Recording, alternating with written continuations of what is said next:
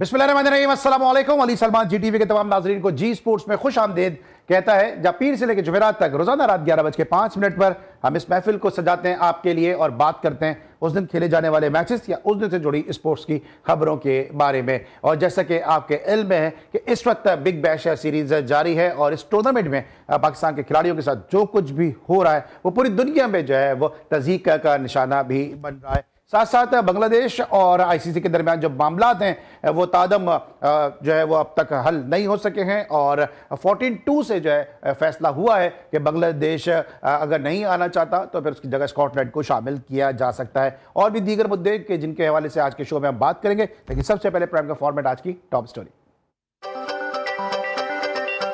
T20 world cup schedule के मुताबिक होगा। बांग्लादेश के मैचेस भारत में ही खेले जाएंगे। आईसीसी ने बांग्लादेश के तहफ़्फ़ुज़ात मुस्तरद कर दिए। पहली बार पाकिस्तान क्रिकेट बोर्ड को मोहसिन नकवी जैसा मजबूत चेयरमैन मिला है जो कहता है कि आओ आंख में आंख डाल के लड़ते हैं। भारतीय स्पोर्ट्स सहाफ़ी विक्रांत गुप्ता ने मोहसिन नकवी की तारीफों के पुल बांध दिए।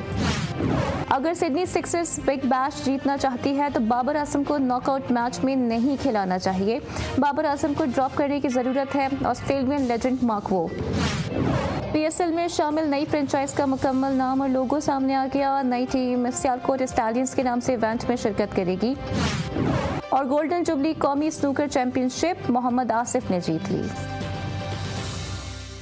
जी नाज़रीन, थी आज की टॉप स्टोरीज और टॉप स्टोरीज में आपने देखा कि अब भारतीय मीडिया भी जो है chairman Pakistan cricket board Mohsin Naqvi साहब के स्टांस की तारीफ कर रहा है और अब अपने तो अपने बल्कि गैर भी तारीफ करने पे मजबूर हो गए। और वो गैर कि जो पाकिस्तान इररेलेवेंट कहते थे, जो कहते थे हम पाकिस्तान क्रिकेट में बात ही नहीं करेंगे, आज मोहसिन नकवी साहब के नाम की माला जपते नजर आ रहे हैं। आज के शो में हमारे साथ एक ऐसी ज़बरदस्त शख्सियत मौजूद है, स्पोर्ट्स जर्नलिज्म का एक बहुत बड़ा नाम है और उस वक्त जब मीडिया इतना ज़्यादा जो था वो कल नहीं था, इतने ज़्यादा चैनल्स नहीं थे, उस वक्त जो इनके कलम की काट थी वो आज भी लोगों के अजहान में मौजूद है। पाकिस्तान के मारूफ क्रिकेट जरीदे अखबार वतन में लिखते रहे, इसके अलावा रेडियो पाकिस्तान से बड़ा गहरा ताल्लुक रहा और साथ साथ पाकिस्तान के उन चंद जर्नलिस्ट में शामिल हैं कि जो इंतहाई आला तालीम याफ्ता हैं, ना सिर्फ खुशगफ्तार भी हैं, खुश इखलाक भी हैं, खुशगुलू भी हैं और जब गुफ्तगू करते हैं तो उनकी गुफ्तगू की जो चाशनी है वो तादेर महसूस भी की जा सकती है। मेरे साथ मौजूद है उस्तादों की फहरिस्त में बासानी इनको शामिल किया जा सकता है।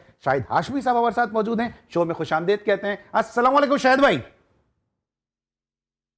वालेकुम सलाम, आपके अल्फाज का बहुत बहुत शुक्रिया। शाहिद भाई, आपके सामने तो अल्फाज जो है वो बिल्कुल एक कतार की मानिंद जो है वो हाथ बांधे नजर आते हैं, क्योंकि जितनी खूबसूरती के साथ, शगुफ्तगी के साथ, बरजस्तगी के साथ, शाइस्तगी के साथ आप गुफ्तगू करते हैं और जो अल्फाजों का आप चुनाव करते हैं जैसे मोती लड़ी में पिरो दिए गए हो, तो हम तो आपके सामने एक तालिब इल्म की हैसियत रखते हैं जिस तरह आप गुफ्तगू करते हैं। लेकिन ये बताइएगा सर कि आप बांग्लादेश में आपके बहुत सारे दोस्त होंगे, इंडिया में भी आपके दोस्त हैं, शाहरुख गंगोली के साथ भी आपने पिछले अपने विजिट में बातचीत भी की थी। ये जो कुछ हो रहा है इस वक्त आईसीसी और बीसीबी के दरमियान, बीसीबी को अब ये कह दिया गया है कि आपने मैच खेलना है, टूर्नामेंट खेलना है तो खेले, वरना स्कॉटलैंड को शामिल किया जा सकता है। आपको लगता है कि वैसे तो ये फाइनल एक हतमी डिसीजन आ गया है, लेकिन आपको लगता है इसमें मजीद बर्फ पिघल सकती है, मजीद कुछ पेशरफ्त हो सकती है?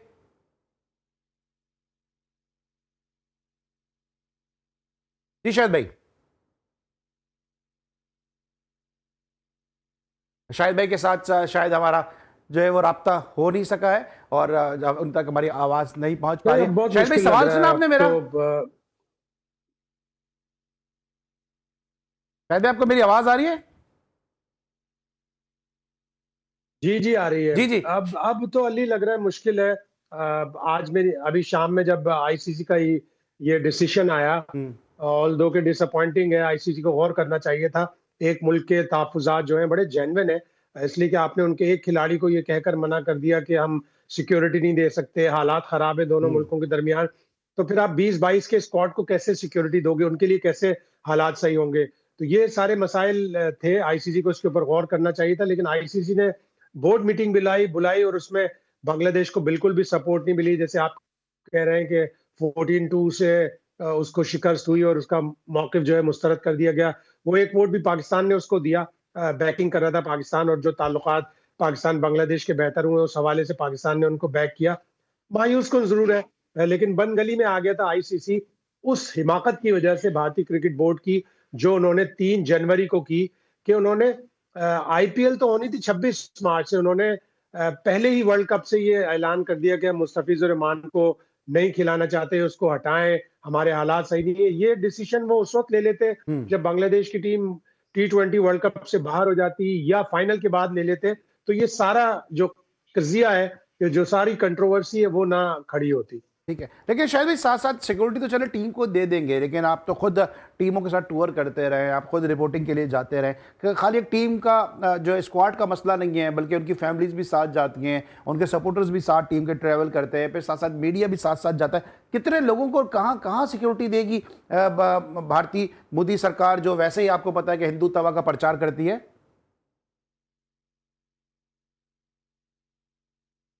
वाकई प्रॉब्लम होगा। और वो जो सिक्योरिटी असेसमेंट रिपोर्ट शेयर की उन्होंने बांग्लादेश क्रिकेट बोर्ड से, उसमें भी ये वाजे तौर पर लिखा है कि स्पेसिफिक थ्रेट तो नहीं है, लेकिन अगर कोई बांग्लादेश का फैन बांग्लादेश की के जर्सी पहनकर अगर वो क्राउड में बैठेगा तो उसको प्रॉब्लम हो सकता है। तो जब फैन जाएंगे, और बांग्लादेश के तो काफी फैन जाते हैं, वो कलकत्ता के बहुत करीब है, हम्म। आराम से सुकून से थोड़ी सी देर में पहुंच जाते हैं वो, ढाका से कलकत्ता। तो उन लोगों के लिए मसाइल हो सकते हैं। तो फिर कैसे आप एक टीम को तहफ़्फ़ुज़ फराहम कर सकते हैं? आईसीसी को इस बारे में गौर करना चाहिए था, लेकिन शायद ये हुआ कि ये मामला बहुत देर से, यानी 1 महीने कम रह गया था, उस वक़्त ये मामला उठा। अगर ये पहले उठता तो शायद लॉजिस्टिकली उनके लिए पॉसिबल होता, और फिर किसी दूसरे बोर्ड ने भी बांग्लादेश की हिमायत नहीं की। तो अब कल का दिन है उनके पास, लेकिन आसार यही नज़र आ रहे हैं कि बांग्लादेश अब T20 वर्ल्ड कप नहीं खेलेगा। ठीक है, लेकिन अब बांग्लादेश क्रिकेट बोर्ड का स्टांस क्या होगा? क्योंकि जो उनके आसिफ नजरुल साहब हैं या अमीरुल इस्लाम बुलबुल हैं, वो बड़ा कैटेगोरिकली ये बात कर चुके हैं कि हम किसी भी सूरत में इंडिया नहीं जाएंगे। अगर वो बैकफुट पर आते हैं तो फिर बांग्लादेश की प्राइड पर, बांग्लादेश की साख का जब वो स्टेक पे लगती नजर आएगी, और अगर नहीं जाते हैं तो फिर, और अगर चले जाते हैं तो फिर जाहिर सी बात है ये साख जो है वो उनकी दाव पे लगती नजर आएगी, स्टेक पे लगती नजर आएगी। और अगर नहीं जाते हैं तो जाहिर सी बात है वो वर्ल्ड कप से रूल आउट हो जाएंगे।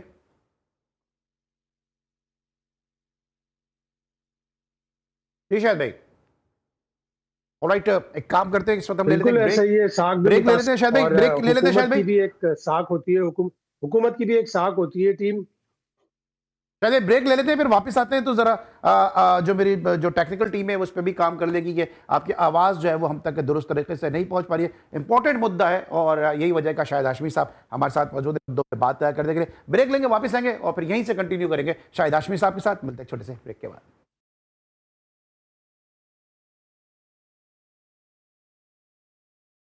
Welcome back after the break. और ब्रेक पर जाने से पहले शायद हाशमी साहब से हमने सवाल किया था कि अब जो है वो बांग्लादेश क्रिकेट बोर्ड का क्या स्टांस होगा इस हवाले से, क्योंकि अगर वो आईसीसी के दबाव पे खेलने के लिए जाता है तो फिर जितना कैटेगोरिकली अमीनुल इस्लाम बुलबुल साहब ने, बांग्लादेश क्रिकेट बोर्ड के चीफ हैं, उन्होंने, आसिफ नजरुल साहब ने कहा था कि जी हम किसी भी सूरत में इंडिया खेलने नहीं जाएंगे, तो फिर उनके उस स्टांस का क्या होगा? या क्या वो पॉइंट्स अपने जो है वो फोरफीट करेंगे, क्या वो वॉक ओवर देंगे, या जो है वो अपनी जिद पे अड़े रहेंगे कि जी हमने नहीं जाना? शायद भाई क्या लग रहा है आपको कि क्या बांग्लादेश क्रिकेट बोर्ड, आपको लग रहा है किसी तंग गली में फंस गया है, या बांग्लादेश क्रिकेट बोर्ड अपने स्टांस पे कायम रह सकेगा?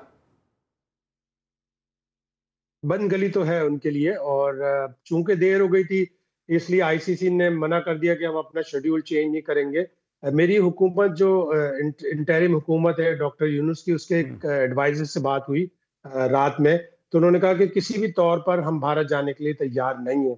इसका मतलब ये हुआ कि वो जो अमीनुल इस्लाम ने 24 घंटे लिए हैं, वो भी उनको गवर्नमेंट मना कर देगी। कुछ लोग ये कह रहे हैं कि शायद कोई मशरूत आमादगी का इजहार कर दे बांग्लादेश, और वो भारत जाकर खेलने पे तैयार हो जाए। मुझे नहीं लग रहा, इसलिए कि गवर्नमेंट की, जैसे आपने पहले सवाल में कहा कि गवर्नमेंट की, बांग्लादेश क्रिकेट बोर्ड की, सबकी अपनी एक साख है, और जिस तरह का वो टफ स्टांस ले चुके हैं, अब वापसी का रास्ता नजर नहीं आ रहा। ठीक है, अच्छा, मैं अपने पहले इब्तिदाई शोज से बात कर रहा हूँ कि क्या ये पॉसिबल है कि कोलकाता चूंकि बंगाल के करीब है, बंगाल स्टेट में इंडिया के आता है, बांग्लादेश से करीब है, कि सारे मैचेस, जो मुंबई वाला मैच है वो भी अगर कोलकाता में रख दिया जाए ईडन गार्डन में, क्या इस तरह राजी करने की कोशिश की जाएगी?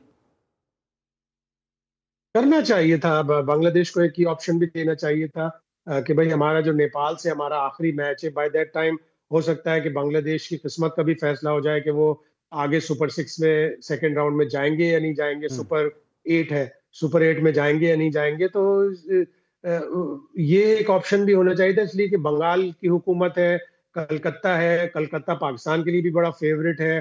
आपको याद होगा 2016 में हमारा धर्मशाला से मैच कोलकाता लेके आया गया था और बड़े अच्छे माहौल में वहाँ मैचेस हुए थे।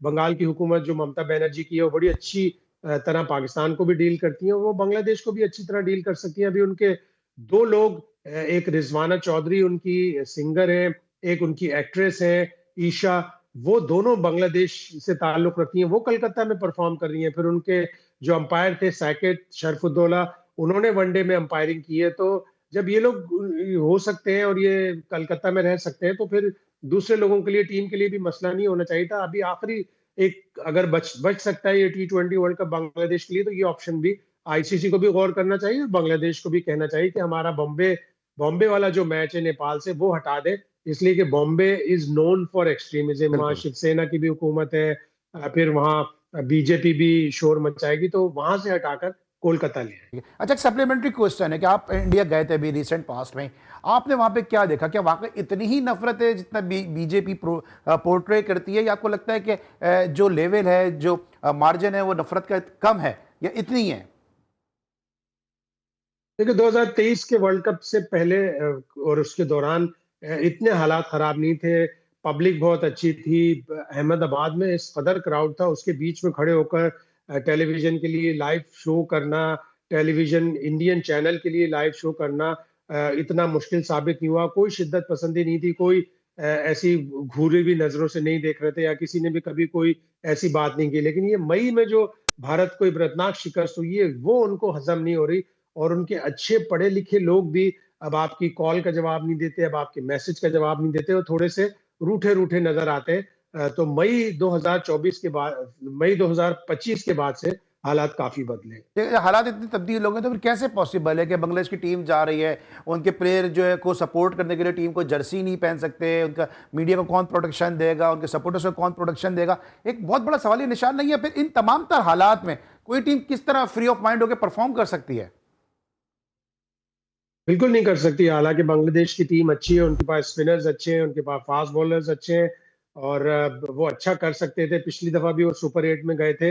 लेकिन इस तरह के हालात में ना तो खिलाड़ी परफॉर्म कर सकते हैं, ना ही किसी किसी भी फैन ने शायद इंडिया का वीजा भी अप्लाई नहीं किया होगा। तो हम्म। आप जब तक कोई टीम उसके फैंस के बगैर खेल रही हो, तो किस तरह उसको सपोर्ट मिलेगी? इसी तरह पाकिस्तान के साथ हुआ था कि 2023 में हैंडफुल ऑफ लोगों को वीजा मिला था। 12-15 लोग नजर आते थे जो जो कि कहीं बाहर से आए थे, एक आध फैमिली लाहौर से आई थी, तो उन लोगों को वीजा नहीं मिले थे, तो पाकिस्तान की कोई फैन फैन सपोर्ट नहीं थी। इसी तरह बांग्लादेश की भी नहीं होगी। और फिर इन हालात में, इतनी टेंशन में, इतनी गैर यकीनी सूरत हाल में टीम का परफॉर्म करना भी काफी मुश्किल हो जाता है, इसलिए कि प्लेयर भी टेंस हो जाते हैं, आखिर वो भी इंसान है। बिल्कुल सही। अब इस तमाम तर मामले में चले, अगर बांग्लादेश नहीं जाता, इस टूर्नामेंट को विदड्रॉ कर जाता है, वॉक ओवर दे देता है, पाकिस्तान कहाँ खड़ा आपको नजर आ रहा है? इसने भरपूर सपोर्ट भी की है, बांग्लादेश के हक में वोट भी दिया है, क्योंकि अब तो एक तरीके से अगर देखा जाए, ऑनेस्टली अगर मैं बात करूं, तो शायद ये किसी न किसी हद तक जो है बीसीसीआई की फतह ही है कि आईसीसी बीसीसीआई की लाइन को टो कर रहा है बांग्लादेश को। उन्होंने शटअप कॉल दे दिया कि खेलना है तो खेलो, नहीं तो हम स्कॉटलैंड को शामिल कर लेंगे। पाकिस्तान ने जो इतना स्टांस लिया है, बांग्लादेश को बैक किया है, सपोर्ट किया है, पाकिस्तान अब आपको कहां खड़ा नजर आ रहा है? देखिए हमारी अब हुकूमतों के जो ताल्लुकात है, ढाका और इस्लामाबाद के हालात बहुत बेहतर हुए हैं। शेख हसीना वाजिद की माजूली के बाद से, अगस्त 2025 के बाद से हमारे हालात बहुत अच्छे हुए हैं, और डॉक्टर मोहम्मद यूनुस बहुत एक बैलेंस, बहुत ही अच्छे आदमी है। और अब जो भी वहाँ पे इलेक्शन जीतेगे, जाहिर है शेख हसीना वाजिद की पार्टी तो अब नहीं जीतेगी, जो भी जीतेगी वो पाकिस्तान से ताल्लुकात अच्छे करेगी। और पाकिस्तान ने उसूली तौर पर बांग्लादेश का साथ दिया, इसलिए कि केस ऑलरेडी मौजूद था कि चैंपियंस ट्रॉफी पे आपने भारत के कहने पर पाकिस्तान से उसके मैचेस हटाकर दुबई में शिफ्ट कर दिए, तो पाकिस्तान के पास बैक करने का एक एक प्रिंसिपल्ड स्टांस मौजूद था, और पाकिस्तान ने बैक किया। ऐसी भी खबरें चली कि पाकिस्तान बांग्लादेश के मैचेस होस्ट करने के लिए तैयार है, जो कि जाहिर है बेसलेस थी। इसलिए बेसलेस थी कि जब ऑलरेडी दो होस्ट थे, तो ब्रॉडकास्टर एक टीम के लिए तीसरे कंट्री में नहीं आएगा। ये बात बड़ी अजीब सी थी कि पाकिस्तान ऑफर कर रहा है, ये ऐसे फ्लोट किसी ने कर दी मीडिया में। फिर पाकिस्तान की विड्रॉल की बात आई। पाकिस्तान विड्रॉल भी नहीं कर सकता, इसलिए कि पाकिस्तान को वैलिड रीजन देना पड़ेगा। ये कहना कि आपने बांग्लादेश को हटा दिया तो हम भी नहीं खेलते, ये एक वैलिड रीजन नहीं है। और फिर उस पर फाइनेंशियल इम्प्लीकेशंस हो सकती हैं, फाइनेंशियल पाकिस्तान को फाइन लग सकता है। पाकिस्तान की गवर्नमेंट भी ये नहीं कह रही कि हमें श्रीलंका जाने में कोई इतराज है, और आईसीसी ऑलरेडी ये कह देगा कि हम तो आपको ऑलरेडी एक न्यूट्रल कंट्री में, सेफ कंट्री में, जो आपका पसंदीदा कंट्री है, वहां पे खिला रहे हैं, तो आप पाकिस्तान के पास और कोई ऑप्शन नहीं है। पाकिस्तान ठीक है, पाकिस्तान ने बैक किया, पाकिस्तान को मायूसी हुई कि उसका स्टांस, बांग्लादेश का स्टांस नहीं कबूल किया गया, लेकिन पाकिस्तान को वर्ल्ड कप खेलना पड़ेगा। लेकिन आप समझते हैं कि being chairman of ACC, Asian cricket council को हेड कर रहे हैं मोहसिन नकवी साहब, ये जिस तरह के बयानात हमारी तरफ से गए हैं कि सपोर्ट आप कर रहे थे, ठीक है, ज़बरदस्त बात थी कि आप सपोर्ट कर रहे थे, गवर्नमेंट की आपकी पॉलिसीज़ हैं कि आप बांग्लादेश के साथ चलें, आप उनको सपोर्ट कर रहे थे, लेकिन ये कि अगर बांग्लादेश नहीं खेलेगा तो हम भी नहीं खेलेंगे, बांग्लादेश के मैचेस हमारे यहाँ हो जाएँ, या ये खबरें भी फ्लोट की गई कि जनाब मोहसिन नकवी साहब ने T20 वर्ल्ड कप की तैयारियाँ रुकवा दी हैं।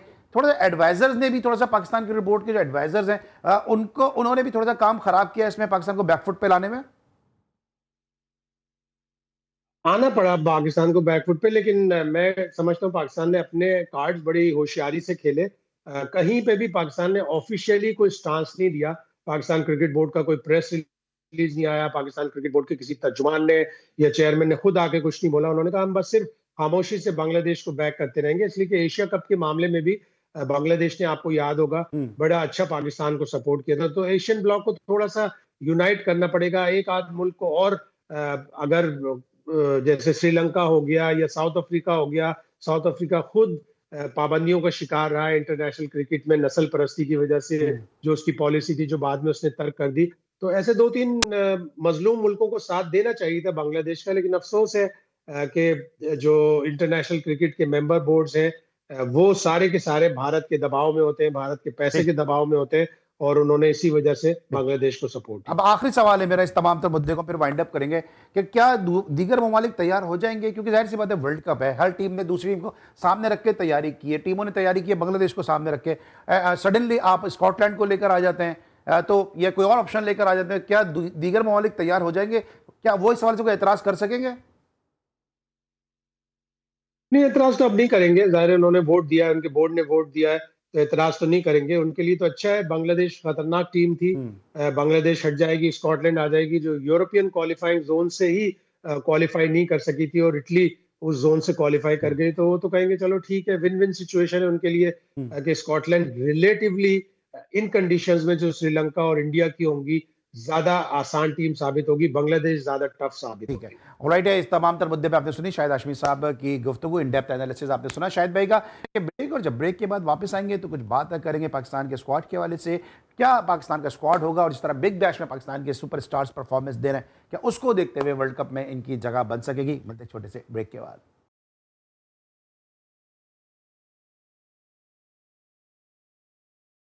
Welcome back after the break. और ब्रेक पर जाने से पहले बात करते हैं बांग्लादेश और आईसीसी के दरमियान मामला जो है वो किस तरह से तस्फिया तलब जानिब जाएंगे और तस्फिया उसका हो सकेगा। बज़ाहिर ऐसा मुश्किल नज़र आ रहा है। अब बात करेंगे पाकिस्तान के स्टार्स प्लेयर्स की, जो बिग बैश में उनसे परफॉर्मेंस नहीं हो रही, और ना सिर्फ परफॉर्मेंस नहीं हो रही बल्कि जो है वो तज़ीक का निशाना भी बन रहा है। और जो है वो अब ऑस्ट्रेलियाई मीडिया और ऑस्ट्रेलियाई क्रिकेटर्स भी अब जो है वो उनका मजाक उड़ाते नज़र आ रहे हैं। मार्क वॉग ने भी आज कह दिया कि अगर सिडनी सिक्सर्स को कामयाबी हासिल करनी है तो उसको अपने स्क्वाड में तब्दीली करना पड़ेगी। उनका वाज़ेह मतलब यही था कि बाबर आजम को जो है वो ड्रॉप कर देना चाहिए। इससे पहले भी जो है वो बाबर आजम के खेलने के अंदाज पे बात होती रही है, रिजवान को वापस बुलाया गया।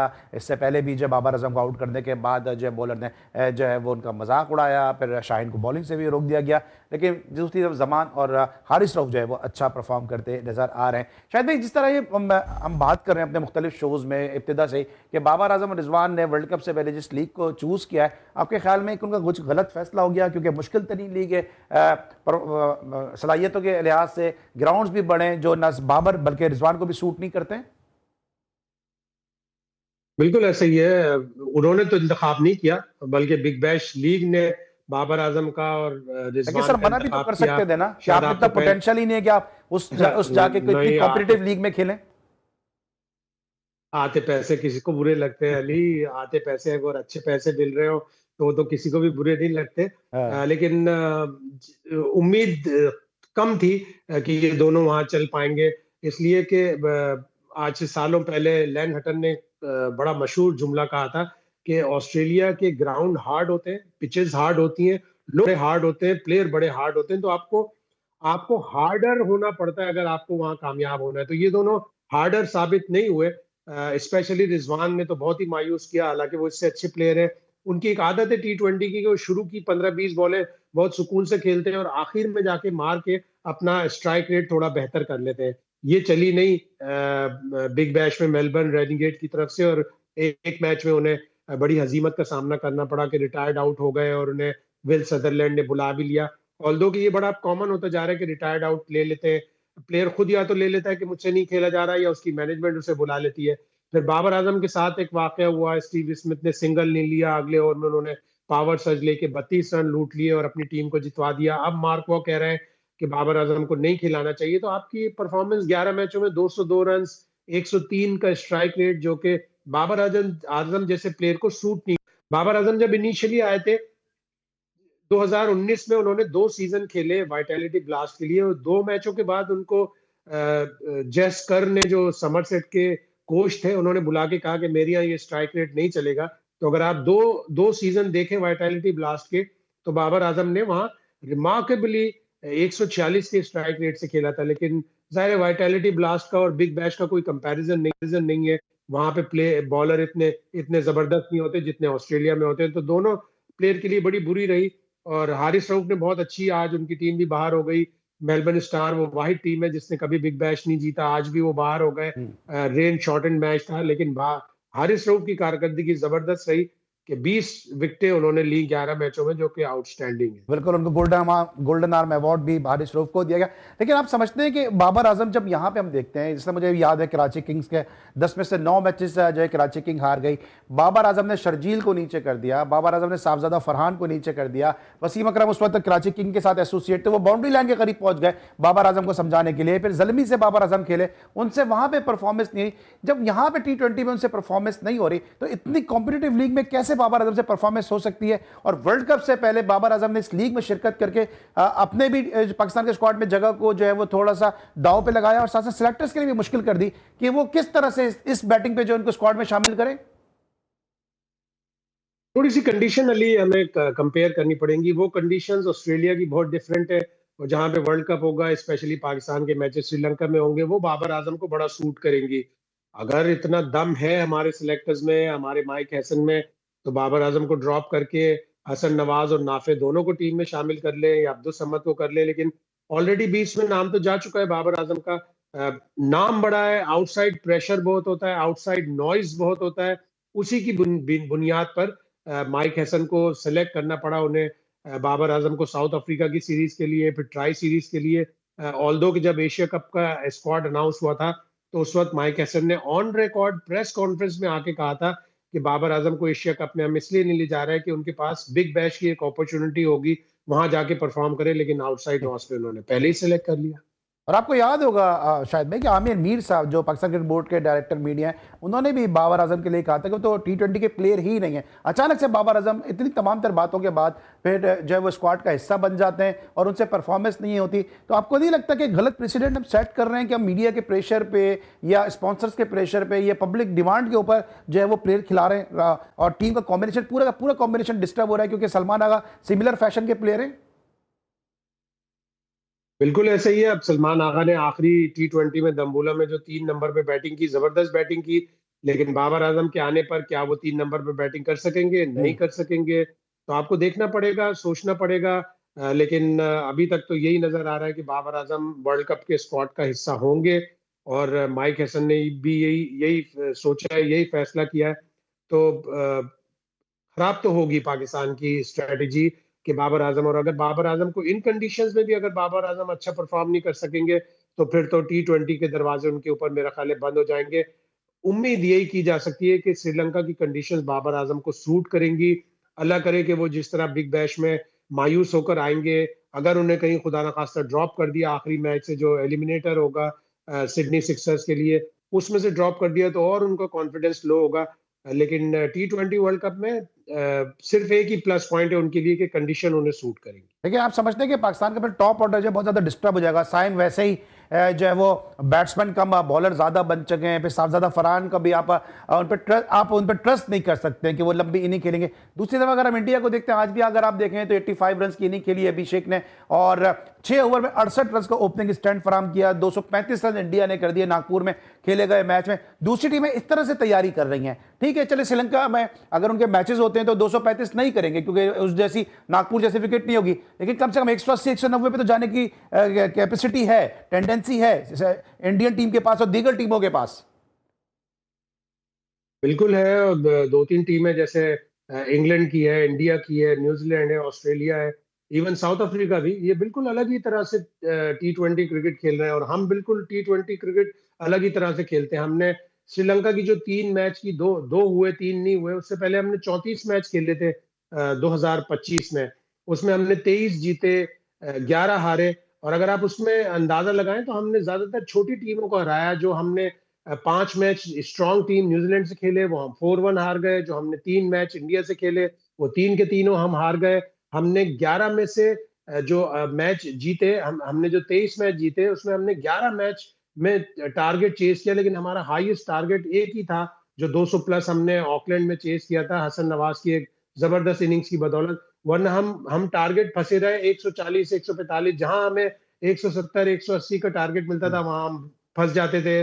वहां हमने 12 ओवर का मैच था श्रीलंका से, जो आखिरी मैच वो हम हार गए। और दो किस्म सलमान आगा ने बड़ी अच्छी बैटिंग की थी, लेकिन वो जो किलर इंस्टिंक्ट है ना अली, वो नजर नहीं आ रहा पाकिस्तान की T20 में। दूसरी टीमें बिल्कुल अलग ही स्टाइल से T20 क्रिकेट खेलती बिल्कुल, हैं। क्योंकि ये सवाल मैंने इसीलिए किया कि अगर बाबर आजम खेलते हैं, साइम अयूब खेलते हैं, नंबर 3 पे बाबर आजम आ जाते हैं, फिर फखर का नंबर कभी 4 पे जा रहे हैं, कभी 6 पे जा रहे हैं, उस्मान खान का भी कोई भरोसा नहीं है। पाकिस्तान का स्क्वाड देख किस तरह से रहेगा, क्योंकि एक बाबर आजम की वजह से जो है पूरा आपका बैलेंस जो है, पूरी इक्वेशन है, कॉम्बिनेशन है, कंपोजिशन है, ये सब की सब डिस्टर्ब होती नजर आ रही है। जबकि दूसरी तरफ आज मैंने इंडिया की मिसाल दी, बाकी मिसालें आपने खुद दे दी। बिल्कुल ऐसे ही आप देखें ना, 239 किए, उसके बाद वो जब चेस कर रहे थे 240, तो ग्लेन फिलिप्स ने कितनी जबरदस्त इनिंग खेली। मेरे हिसाब से तो मुझे सबसे अच्छी टीम न्यूजीलैंड की लग रही है। उनके पास स्पिनर भी अच्छे हैं, बैट्समैन भी अच्छे हैं, फास्ट बॉलर्स भी अच्छे हैं। अगर आप उस तरह की क्रिकेट नहीं खेल सकते तो फिर आप कहीं पे भी स्टैंड नहीं करेंगे। फिर आपको नेदरलैंड, यूएसए और नामीबिया की टीमें भी डिफिकल्ट नजर आएंगी। तो ये अब कोच की जिम्मेदारी है।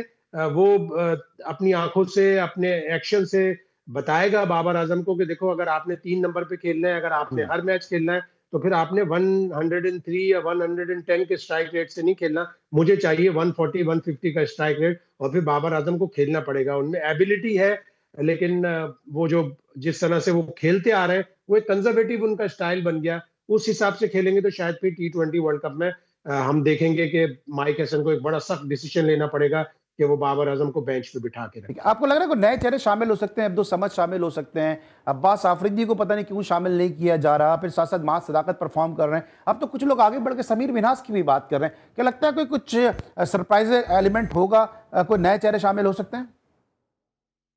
नहीं, सरप्राइज एलिमेंट तो मुझे कोई भी नजर नहीं आ रहा है। एक सरप्राइज एलिमेंट मुझे ये सुनने को मिला है और उसकी मैंने कंफर्मेशन भी कर ली कि हारिस रऊफ स्क्वाड का हिस्सा नहीं होंगे।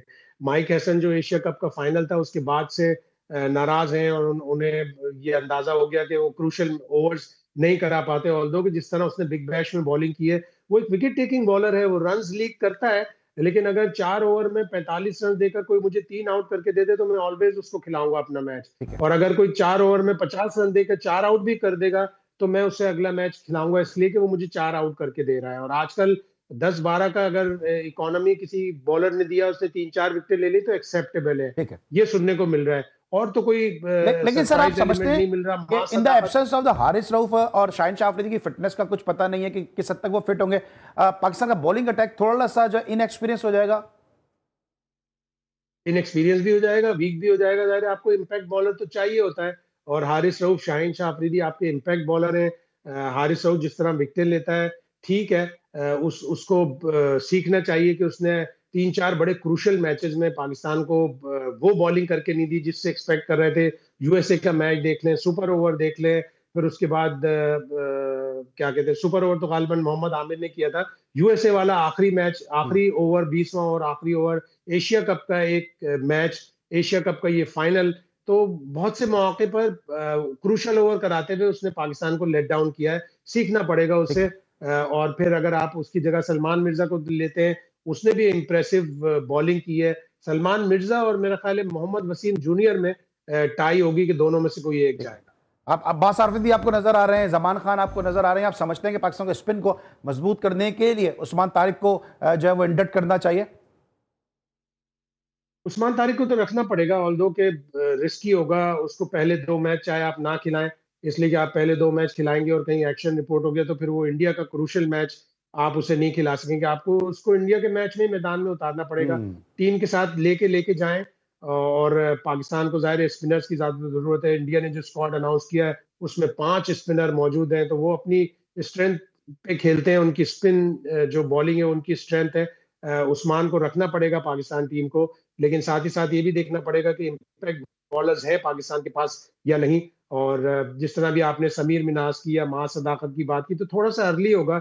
समीर मिनास तो बहुत ही अर्ली होगा, मां सदाकत तो फिर भी हम्म। परफॉर्म भी कर रहा है, उसने पाकिस्तान ए टीम की तरफ से भी अच्छे खासे टूर कर लिए हैं, वो पक कर बिल्कुल तैयार हो चुका है। उसको आप कभी खिला सकते हैं, शायद वर्ल्ड कप नहीं तो वर्ल्ड कप के बाद। वर्ल्ड कप के बाद। Thank you so much Shahid Hashmi साहब हमारे साथ मौजूद थे, जिनसे हमने आज मुख्तलिफ मुद्दों के हवाले से बात की है, को भी डिस्कस किया, बांग्लादेश आईसीसी के मामला को भी डिस्कस किया। Thank you so much sir for your valuable time, कि आप हमेशा मोहब्बत का इजहार करते हैं जी स्पोर्ट्स के साथ और हमेशा अपनी गुनागो मसरूफियात में से वक्त निकालते हैं। आज के लिए बस इतना, इंशाल्लाह कल एक दफ़ा फिर मुलाकात होगी। अली सलमान को पूरी प्रोडक्शन टीम के साथ इजाज़त दीजिए, अपना बहुत ख्याल रखिए। अल्लाह।